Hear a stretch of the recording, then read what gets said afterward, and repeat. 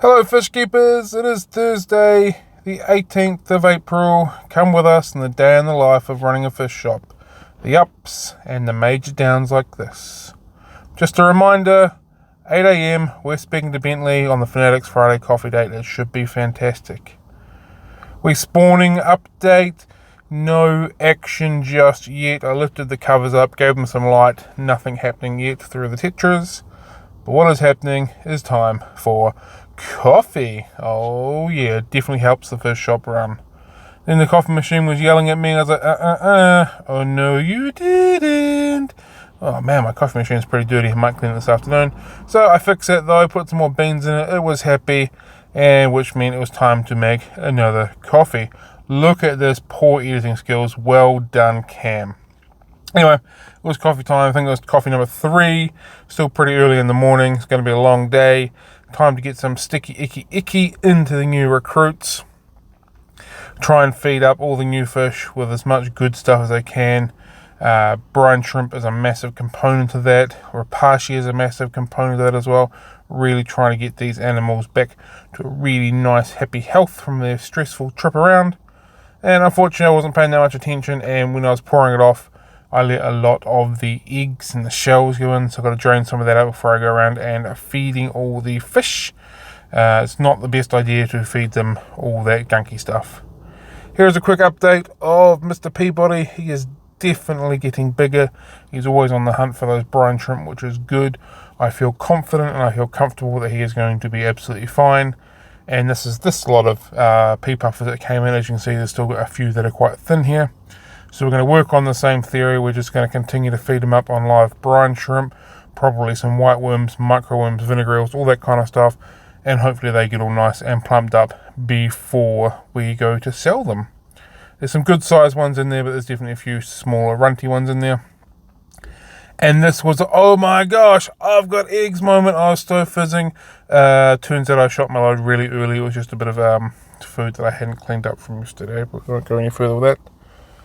And for those of you that breed tetras, is this fry or is this not fry? Is this some sort of weird copepod or cyclops or something like that? That's my reflection on my shirt. Or is this fry? I don't know. I've been sitting here looking for hours going, it looks like fry. I think that's fry, but I don't know. They will be lemon tetras if that helps, or possibly black neons. I can't quite remember, one of the two. If you're breeding tetras, please let me know what you think there. Did the rounds, did a few water tests on all of the shop display tanks. This is the Diamond Tetra tank, no major nitrates in there. Happy days. Here is the BMW tank result. Again, no major nitrates in there. Happy days again. This tank is still just looking absolutely phenomenal. And the Hormani sword in the middle there is really beginning to dominate, which is fantastic. Here is the botanical tank. Again, no major nitrates in there. Happy days. They've got a lot of roots coming through from the Monstera and the pothos that are growing through there, and a couple of plants in it. So they'll be drawing a bit of nitrates out of it. And here is the Shelly tank, the Dwarf Tanganyikan tank, even less nitrates in there. Not as many fish, so it kind of makes sense, but they've also got those really big Monstera roots coming through, drawing out the nitrates as well. So that was just a bit of a view of what goes on there. Back to the Diamond Tetra tank. Got to do a bit of cleaning off this morning. A bit of brown standard algae stuff is going onto the glass. I accidentally left the light on overnight one night, so I'm not surprised there's a bit of algae growing on there. So I gave it a quick scrubby, got rid of that, and fed out some Rapashi, and it just goes to show you exactly how crazy fish go over it.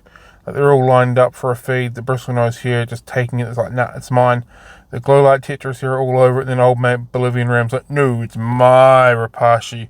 He's like shooing everybody off, trying to get the lines fill it there, chasing them all away. But the glow lights are, nah, we're still going into it. Don't the glow lights look pretty awesome as well, I might add. What else we got? Well, yeah, the angelfish, they're all feeding up to it like a bunch of pigs in a trough.